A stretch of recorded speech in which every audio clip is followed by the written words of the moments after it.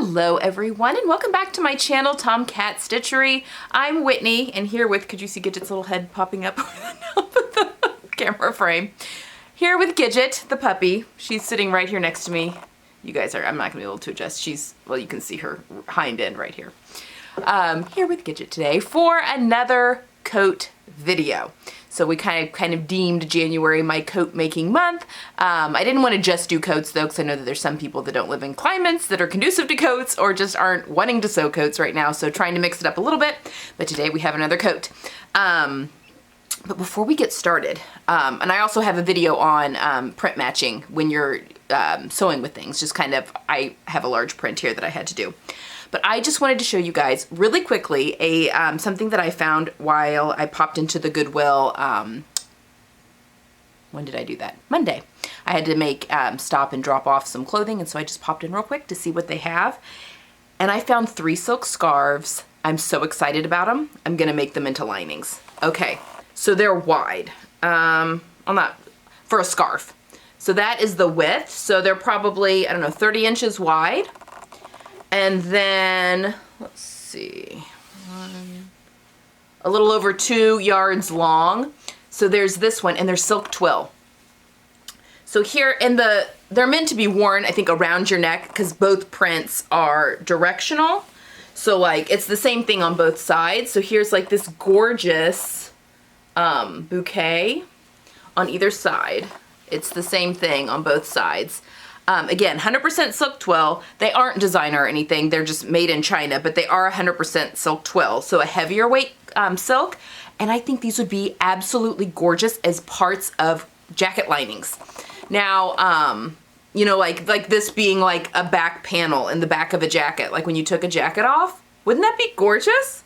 Now you'd probably, I don't know that there's enough here to do like a shorter jacket is kind of what I'm thinking. A coat. I mean, maybe you could get like, I don't know. These may not be wide enough to get like a coat. Although maybe you could get like the back part of a coat if you pieced them together, you know, if you had a coat with a center back seam. But you'd have to probably, maybe not, but probably do something different for the front lining. Although most coats have the facing, you know, so your front linings are smaller. You'd probably definitely have to do something different for the sleeves though, which is fine. I do that a lot with jackets. Sometimes I'll want to use a neater lining that you can actually see when you're taking the jacket or coat on and off. And then I just use something for function, you know, that's slippery that I can easily get my arms in and out of for the sleeves. But this was one with this beautiful orange border. These are just too, I would not wear these as scarves because they're just too thick. Like they're just too much around my neck. I prefer scarves that are a little lighter weight, a little less cumbersome that I can wear. I just feel like I get too much like up by my neck. Like I like things, I mean, obviously a scarf for warmth, you want it to be up by your neck. But when it comes to decorative scarves, I just prefer things that are a little less big. But okay, so I got that one, and I'm assuming, I think these are all the same brand. So this one's got a pink border. This one's a little less my colors, although it's got some of the oranges and stuff in there. This is a little more brighter, but again, for a coat lining. And this one goes from end to end.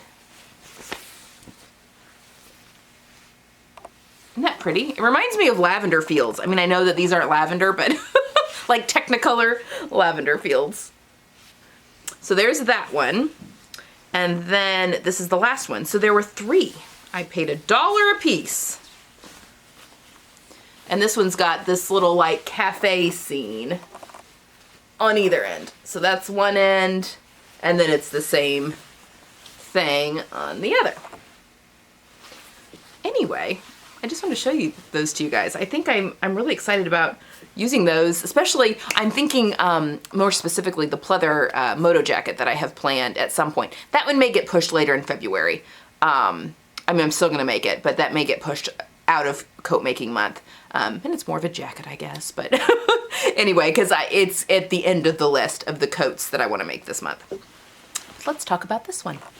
So I have used, I have used this gorgeous large houndstooth wool blend from Minerva that I have shown you guys a couple of times to make Charm Patterns, which is Gertie's pattern line, the swing coat. So this pattern is only available if you are a member of her Patreon. And I joined that at the beginning of January, actually, specifically for this coat pattern. Although she's got a lot of really good, she releases a new pattern or an expansion pattern for a pattern that you can just buy regularly through her pattern line. Like, for instance, I think there was a couple of expansions for the princess coat. One of them was a bodice to go with the Stanwyck skirt, which I own. So that was like the expansion pattern for 1 month. This month is a completely new pattern. It's the Barbie top. It's like a knit top that looks kind of neat. Anyway, once you become a Patreon, you have access to all the previous month's patterns as well. And I joined in the $7 a month tier, which gives you access to all of those PDF patterns that she releases in each month. Now you can do higher tiers if you want like the actual patterns that Charm Patterns releases. I'll just, $7 a month for right now, just for the time being. And I'll talk a little bit more about why I decided to join that here in a second. Anyway, I joined though really for this coat, and I made the shorter version. Hold on. I also have a skirt in here. This is heavy fabric. So this is very thick wool coating. It's wool blend. In fact, when you get down to this gorgeous big sleeve cuff down here, it is almost a little too bulky. But before we get into it, I'm going to talk you through the jacket and how I made the jacket and all that. But before we get into it, clearly I'm working with a directional print and also a large print that I wanted to not necessarily match, but at least make it cohesive across my seam lines, so it didn't jump lines and stuff like that.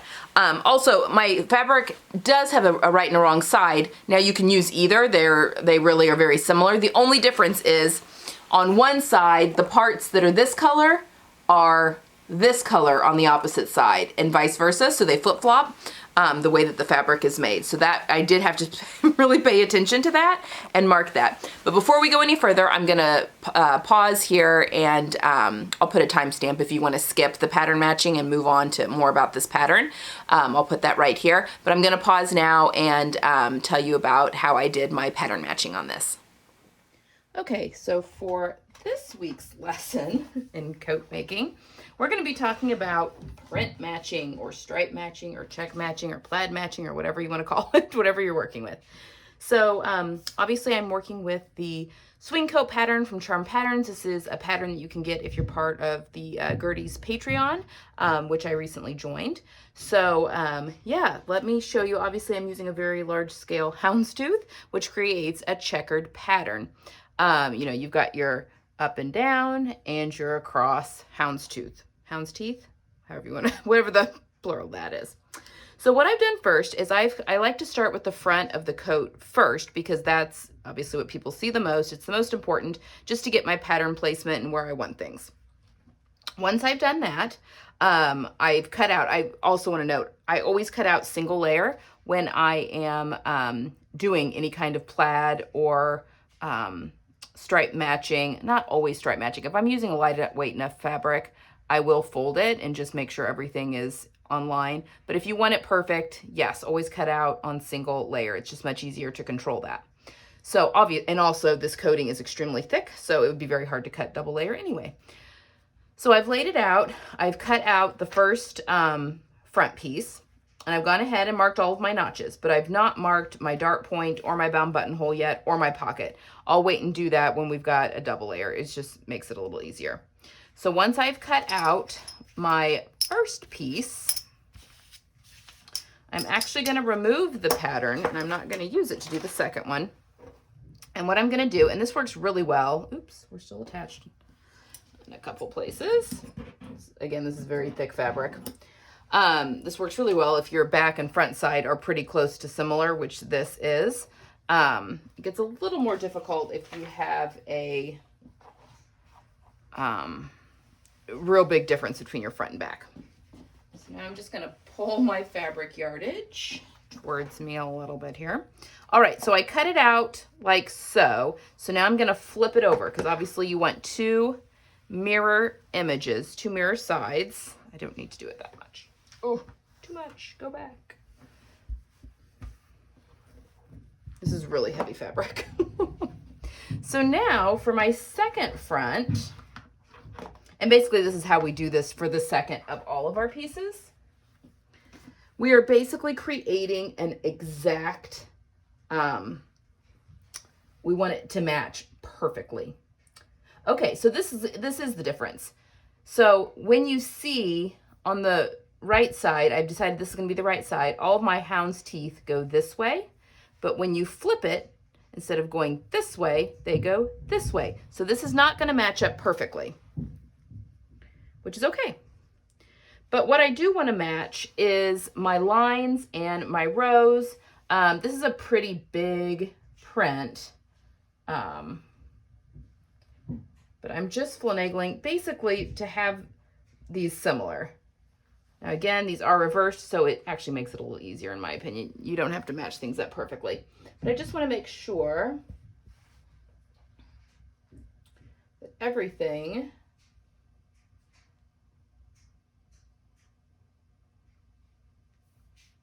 is pretty close. And you may just want to keep flipping back and forth. So you see there's a line basically here that goes to the bottom of this houndstooth. On this side, I have cut just right at that line. So that's what I'm going to line that up with, the hem here at the center front. It obviously curves up, so I won't be able to line that up all the way. And then we're just going to kind of make sure that everything else is falling pretty close. And things can easily get, you know, stretched and all that kind of stuff.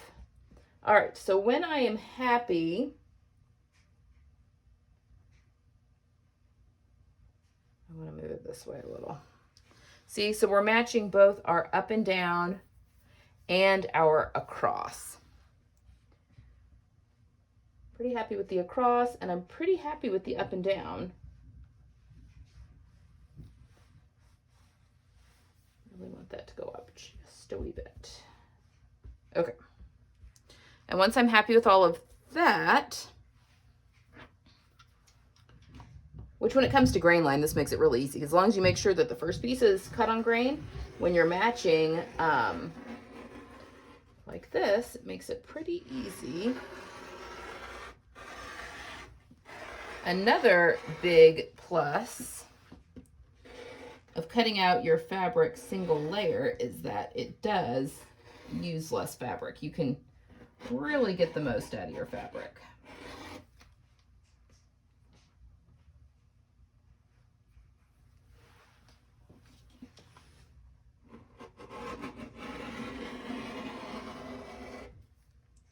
All right, now, depending on the type of coat you're making, at this point, I would go ahead and mark my notches. So mark the top of my dart, which is right there, right there. You can throw your pattern piece back on top too, just to help with that. Mark my armhole notch, which is right there.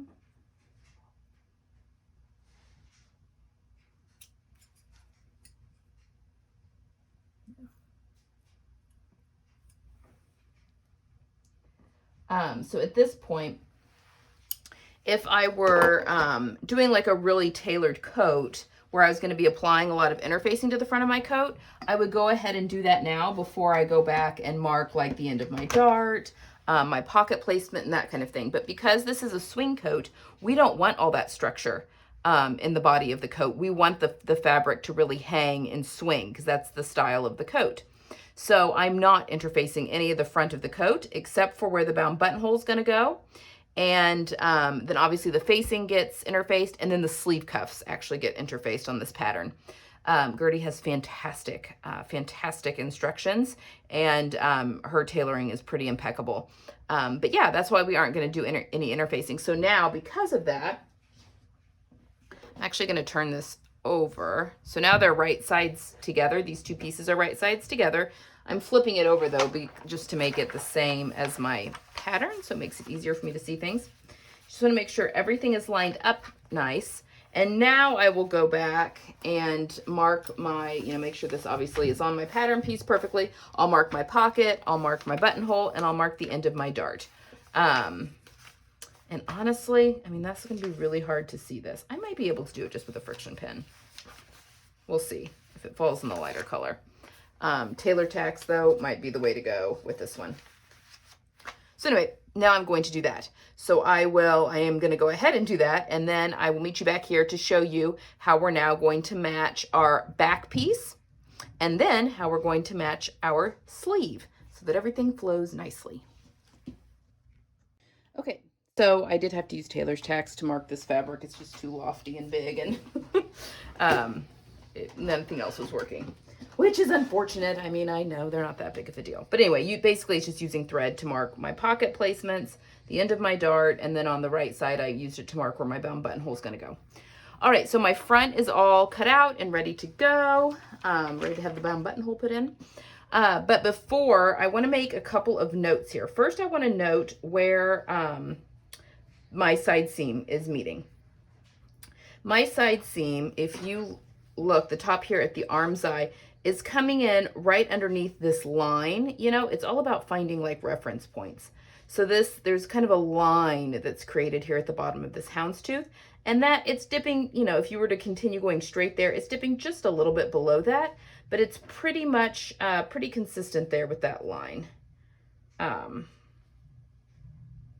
that one. Is that what I want my right side to be? Maybe that should be the right side. You just want to, I mean, this fabric's kind of hard. It's hard to tell right side from wrong side. So just pick one, but make it consistent throughout, because you may notice, you may think that there's not a difference, but then once you get the coat made up, you're like, oh my gosh, there was totally a difference because this sleeve looks, you know, the sleeves look different than the body or whatever. Okay, so that's my reference point for the side seam and also for the hem here at the bottom. And remember I said that was right coming in right at the bottom here where it's straight, right at the bottom of a straight edge as well. So I'm going to take that information and I'm going to get my back piece. I think I can get one back piece out of this last little bit of the width.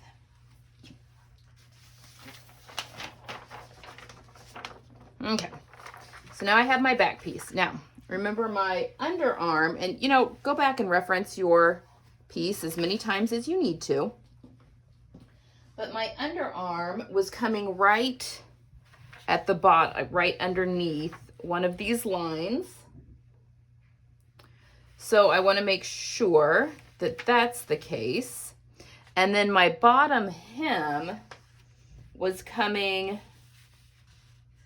is it coming at the top or at the bottom? Oh, it's at the top, sorry. My arm's eye is, no, it's at the bottom.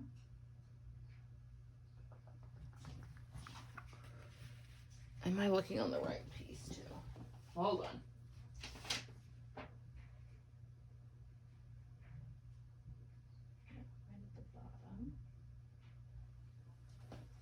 Okay. And then the hem, and actually I should say, I'm looking at where the hem falls at the side seam. I don't care about center back because that could be longer than center front, and I think that might be the case with this coat actually. So I really want to pay attention to the side seam of the coat, of the front, and it is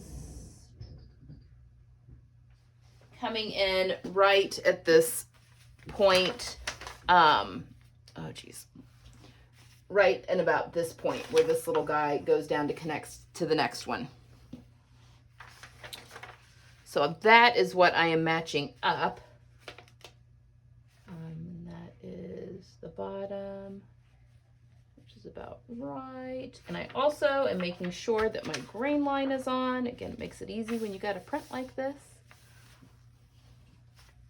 Okay.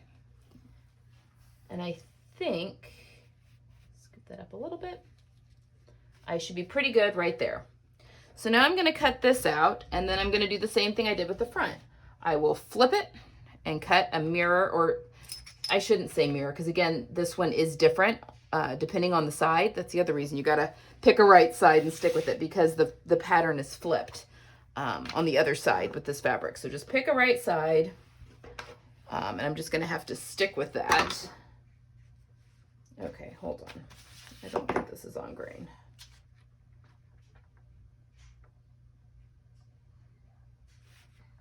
Because that's not on. Hold on. So many moving parts.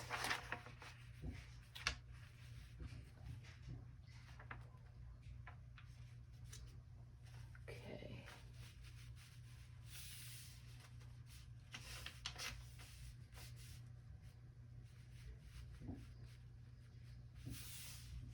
Okay. All right. So I was just making sure that it was on grain. This fabric's pretty heavy, so we could probably pretty easily pull off grain. All right, now we're gonna cut this piece out.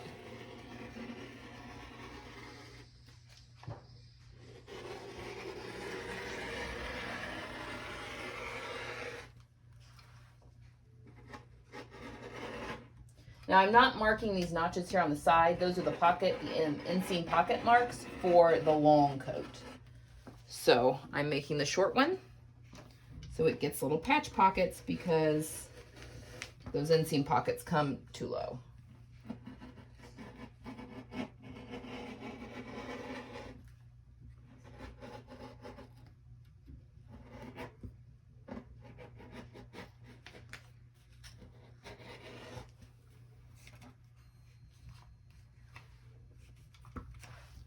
Okay, so again, I will mark my notches.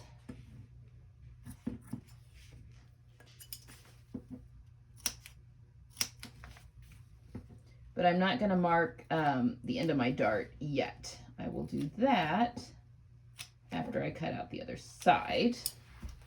But I do go ahead and mark my notches. Okay, so I've got this one. So I'm going to do the same thing that I did with the front. I'm going to flip the piece over, match it up as best as possible, and cut it out. And then I'll come back and show you how to do the sleeves. Okay, and then the final part of this, I'm going to talk about the other pieces that I'm cutting out for this, but once you have your front and your back and everything marked, you want to look at your notches, where you've cut your notches. So here on this back piece, my back notches are cut, you know, right here. Well, let's look at the right side. Right here at the bottom of this houndstooth is this top notch, because the back obviously has two. Yeah, so right here at the bottom of one of these is where the back lines up. So then, we're going to look at the front here in just a second. Let me move that.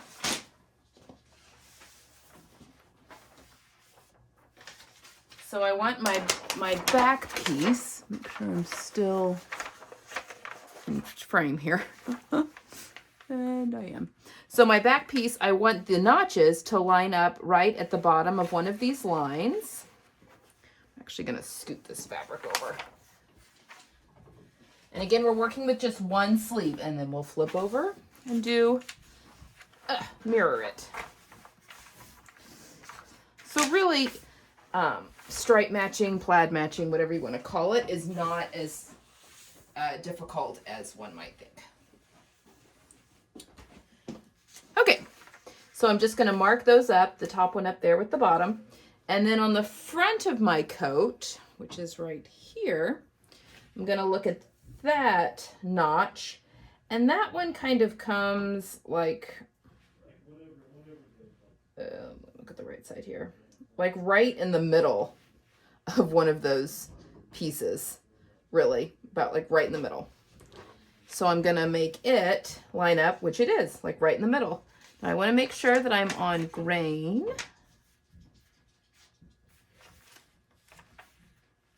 I think we're good there. And there we go. And that is how you match the sleeves. So now I'll cut it out and mark my notches. And then I'll do the same thing that I did on the front and the back. I'll flip over the piece and cut out the mirror image for this sleeve. Now, I do want to talk really quickly about the other pieces of this pattern. So this pattern includes a big sleeve cuff, which is obviously going to get sewn to the bottom of the sleeve. However, it gets folded on and of itself, and everything else. I'm not really going to worry about matching. You know, we'll probably look at the notch that's here on the sleeve, and make sure that it's lined up similar to the notch that's here on the sleeve. Can you see? Am I still in frame? I can't tell. Yes, I am. I'm going to make sure that it's in line with that. So yeah, when I'm setting this up, and I'm trying to see, I guess, does this get, why are there two notches on that?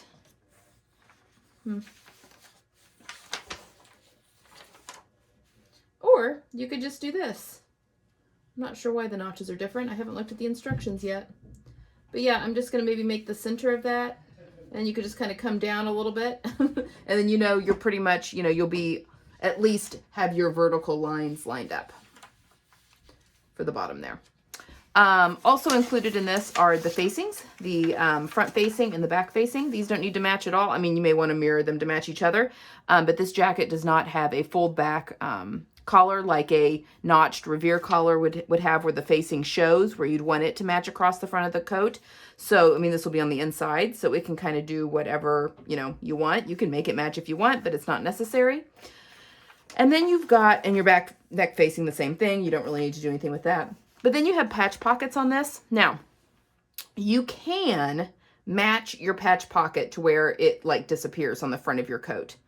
I find that a little pointless though. With the patch pocket, why is it even on there if you're not even gonna, if you don't want it to show at all? I don't know. It just always baffles me. So one thing I like to do with stripes and that kind of thing, I'll make it a feature. So maybe I'll put and cut this on the bias. So instead of on, you know, the straight grain, I will have it cut like that, so where it's obvious that it's on, that it's a patch pocket, and then it gives it a little bit of interest, and then you don't have to worry about matching anything, which makes things a lot easier too. So up to you. If you are going to try and match it as much as possible, you'll obviously need to look at your coat, and you want to match up your points that you left with your tailor's tacks or you marked. You want those to match up, you know, with your pattern piece. It might not be a bad idea to match this piece up on top of your front and kind of mark on here where your horizontal and vertical, your vertical and horizontal lines are, so that then when you're placing this on the fabric, it makes sense. Just remember to remove your seam allowances, because those will be in to get things to match up perfectly. Or if you're matching over a print where you don't want to cut off a lion's head or something like that, just make sure you remove that seam allowance or mark it in so that you're not including that in what's going to be seen.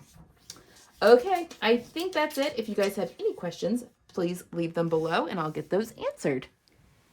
Okay, so it's not a perfect science with this, only because you couldn't mirror the print because it was all directional one way, if that makes sense. Not up and down, but horizontally, I guess. But I'm very pleased with how it turned out. I think it looks nice across the front. All right, so let's talk about this, the coat first, and then I also made a skirt because I had extra fabric, just enough. But okay, so I made the swing coat. It is a fully lined coat. I used some lining from my stash. It's a thick coat lining that I got from Fabric Mart, I believe, when they were having some big lining sale. It's Ralph Lauren. I mean, it's a polyester. I think it's called a taffeta. It's a pretty thick coat lining. I did a bound buttonhole up here, which Gertie has wonderful instructions on how to do that. And she also, on the Patreon, has a sew along. So she'll actually hold your hand making this coat. This coat comes in the short length, and it also comes in a longer length. The shorter length has these cute little patch pockets that you can put on there. And I did change up the direction of the print on the patch pockets, so you can see, I basically cut them on the bias so that the houndstooth's up and down, just so you can see that they're there. You know, if I put a patch pocket on there, I want you to be able to see it. I did the shorter lengths with patch pockets, but for the longer length, there are inseam pockets into the side seam, which is very nice. And then it's got this gigantic cuff, which is just one of my favorite parts of this coat. Now, because this fabric is so thick, and you use, obviously, double layer of, you do the facing, and you have to, I mean, you wouldn't have to use the same fabric. That would actually be kind of cool. You could do fur.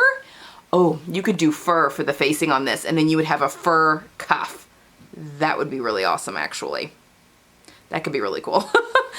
Or you could just do a contrasting fabric. Obviously I went with the same fabric, but because it's thick and you interface the facing, it does make, they're quite weighted. I kind of feel like I have like a dumbbell on the end of my sleeve a little bit, but I really think it makes it hang really well.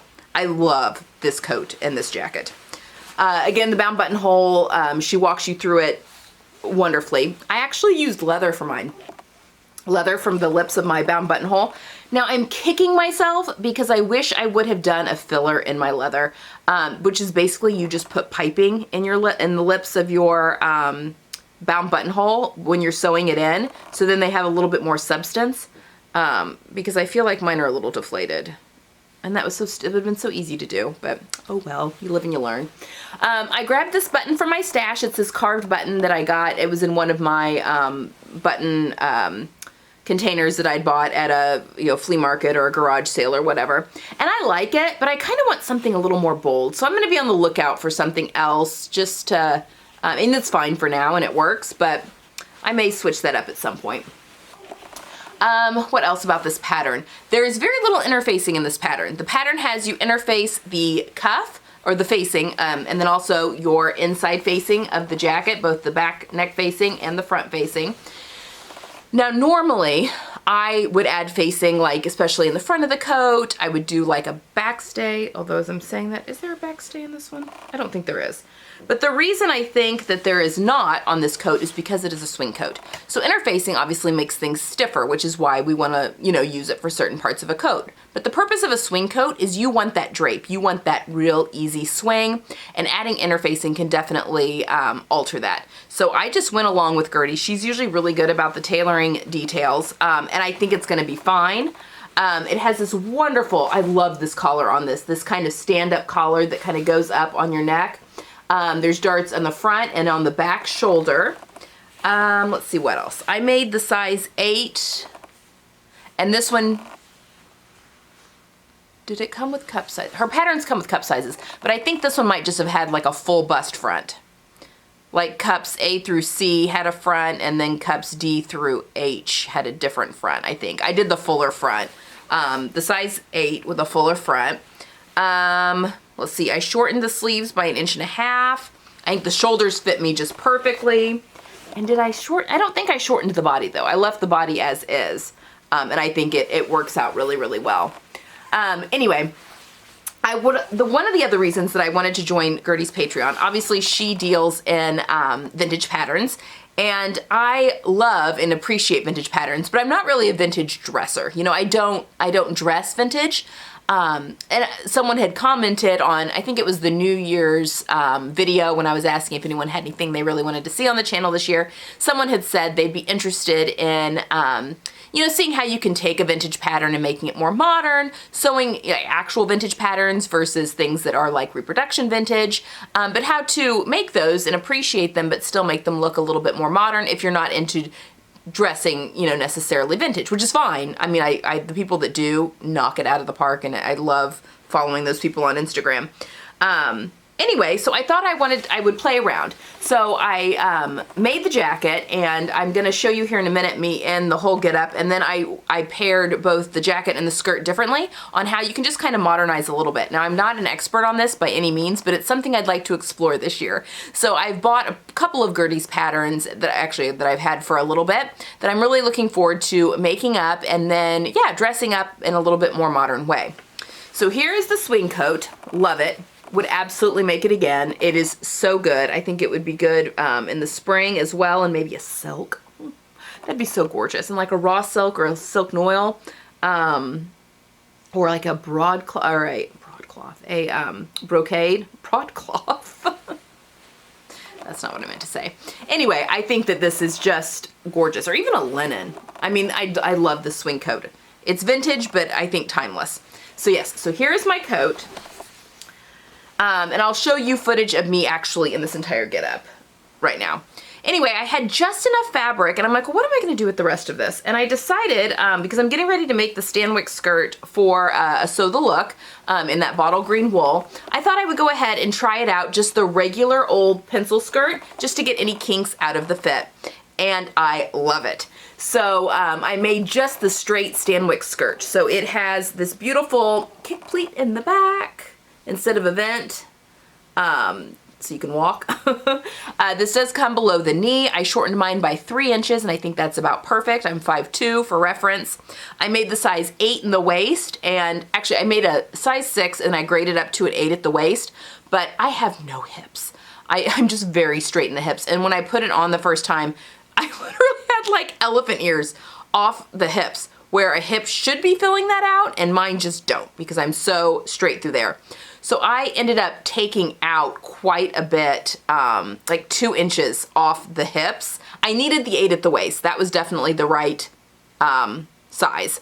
But I probably went down to a 4, I would guess, at the hip, just because I don't have a lot of curve there. But I've now adjusted the pattern, so I'll do the same thing. I'll just use that pattern again for my next Stanwyck, where I'm going to do one of the cool pocket options that's going to be there. Okay, about this skirt. So this is a very thick wool. I was a little nervous about that. I lined the entire thing, you can see the shot of bright blue, in China silk, and which I thought it needed a nice lightweight lining. So I even did the inside of the waistband in the China silk. It would have been way too bulky to do 2 layers of the waistband in this fabric. I was just trying to reduce bulk in all possibilities. It's got an overlap here at the back of the waist. I did just a simple hook and eye there. And I did a slot zipper. So a few people, the instructions have you doing a lap zipper, but this fabric is so thick, I was afraid a lap zipper was going to be too bulky. So I did a slot zipper. And actually I had some requests for tutorials on zippers, and someone had asked that they were making some really heavyweight wool skirts and wanted to put a slot zipper in and just couldn't find a good tutorial. So I will film this, how I did this, and put a tutorial up. But you know, you forget about slot zippers. And I did a fun pop of orange there, but this works so well. Like, it's just nice. It's just a standard zipper. It just works really nice and heavy duty. I hand stitched it on the inside to the zipper. I hand stitched my lining, the waistband down to the lining. The lining is free floating into the skirt, so I just have it attached with some what are those called? Hang tags? What do you call that? The lining is tacked to the skirt. And I just really like the way it turned out. So yeah, so I thought that was a great use. I think it looks really cute together. I bought some merino wool here not that long ago from the fabric store. They had a wool sale, and I have a couple colors that I think would make a really good monochromatic look. I've not made it up yet, but make a really good monochromatic look to wear the whole outfit together. But then also I think it's fun just to kind of play with contrast. And then, okay, so first I'm gonna show you, I'll roll some actual footage of me in a few different ways that I have styled the skirt, just to kind of mix it up a little bit. But yeah, I think that this could get a lot of wear. I mean, clearly it's a very heavy wool, so it is warm. So I will not be wearing this probably when the weather warms up too much. I should have tried it on with boots, but I didn't. But I think even my tie-up boots, my Thursday Boot Company tie-up boots would have been good with a matching tights. So they're a dark brown, so I've got some dark brown tights. I think that creates kind of a nice long line. And I think that could look kind of fun and funky, kind of give a nod to the combat boots that I probably should have tried too. But my photographer was limited outfits. And then I'll also throw on some footage of just the jacket on. And I thought, I mean, it's a coat. It's a coat, basically. So there are a million ways that you can wear this. I do like the swing jacket better with a skinnier leg jean, or like a straight leg jean, as opposed to the fuller leg, just because it's so, you know, it does have quite a bit of volume at the hem of the coat. But other than that, I'll just wear this like I wear, you know, any coat. So it can definitely be modernized and be worn, because it's just a classic silhouette with a nice swing coat, in my opinion. So there you have it. That is my 3 meters of that wool got me the swing coat and the shorter swing coat and the skirt. And I think I might have been able to eke out the full length swing coat. I think it calls for 3.1 meters. I had 3 meters, but I probably, making the full length one, I would have shortened it probably a little bit anyway. And I think that would have been able to get me, with that 3 meters, I probably could have done the longer coat. But I was a little afraid that the pattern would have been too overwhelming if I did a long one in this particular fabric. I think it would have completely been just too big because I'm only 5'2". Anyway, I think it worked perfectly for the short one. So I would definitely make this pattern again. It definitely made joining Gertie's Patreon totally worth it. And I'm excited to try out quite a few of the other patterns as well. And like I said, there's even a bodice for the Stanwyck skirt. The Stanwyck skirt has this straight skirt with a few different pocket options, which I'll be making again here this week for my next little Sew the Look. But it also has a full skirt that's got some gorgeous pocket options as well that I would love to play around with. And then with the Patreon, there's a bodice that you can add to that as well. So that's really fun and gives you some options for playing around and doing some hacking. I do love that about Gertie. She's very much the choose your own adventure type. So you can, a lot of her patterns you can mix and match and kind of be your own designer, which I think is pretty cool. And I'm not sponsored or paid or anything for that. That's just something I'm trying right now, just to kind of see how that goes. This is the first time I've joined a Patreon. And yeah, I think that there's some, definitely, depending on your level of interest, there's some, I think it's good bang for your buck. So yeah, I'm trying that out for just a little while. We'll see how long that goes, but I'm very much enjoying it as of now. All right, guys, I'm not sure. So my plan is to bring you a coat video and then something else every week. So next week, I'm pretty sure I'm going to be bringing you, again, charm patterns. It's going to be the princess coat. I'm making it as more of a jacket with the skirt, but I'm also doing a Sew the Look with that, the Meghan Markle look of the monochromatic kind of teal, dark teal, bottle green outfit. That I've shown you guys before. So that's going to be our coat video for next week. I'm not sure what my other video for next week's going to be. We'll just have to wait and see what inspiration strikes. But yes, that is what we've got going forward. And then I still want to make the other bamboo coat, which will be another Sew the Look for a J. Crew coat that I had my eye on, the bright orange one. And then I think that the faux leather bomber jacket that or moto jacket, the peplum one, the Vogue jacket that I think I'm going to make, that may get pushed until the end of February because I do want to get started working on my Vogue pattern, which is the blouse pattern that I'm going to be doing the one pattern 3 ways, and there's a sew along that's going along with that. So I do need to get started on that here soon as well. Okay, guys, that's kind of it. Got a lot going on over here. Oh, before I go, I need recommendations, and I've had a couple people ask me, so clearly I'm not the only one dealing with this. Dry hands. What are you guys doing to moisturize your hands? As you know, as I'm looking, I have fluff stuck to one of my fingernails. So see? Like the dry hands, like catching on fabric, especially like anything with polyester in it, definitely. What are you guys using to moisturize your hands? My skin has been so dry this winter, like more so than normal. We have a humidifier, we have all of that. What are you guys using for hands? Let me know down in the comments below. We need some suggestions. Okay, that's all I've got for today. I hope you guys have a wonderful weekend, and I will see you on Sunday for more of the B6385 Sew Along. Have a good weekend, guys.